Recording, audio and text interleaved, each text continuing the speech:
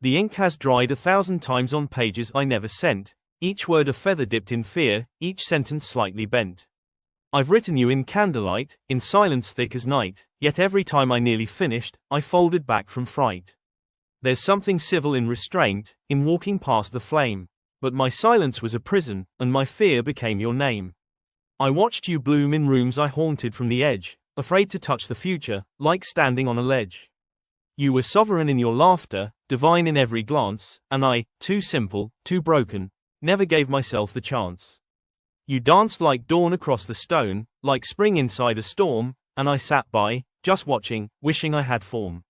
My queen, you will find out soon, and I'm scared. Not of your anger, but the love I never dared. I traced your shadow on my skin with hands that longed to hold. But hid the truth so deeply, it turned my marrow cold. I loved you in the civil way, restrained and polite, swallowed all the poetry I dreamt of saying at night.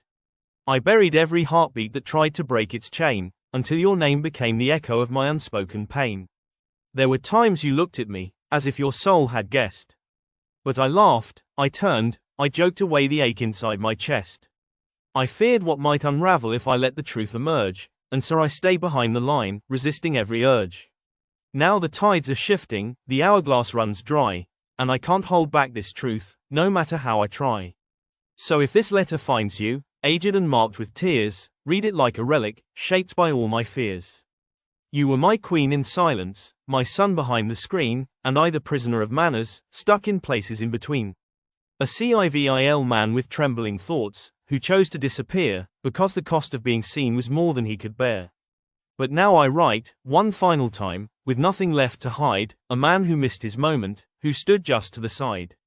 And maybe you'll forget me, or curse my coward's way. But please believe I loved you, just never knew what to say.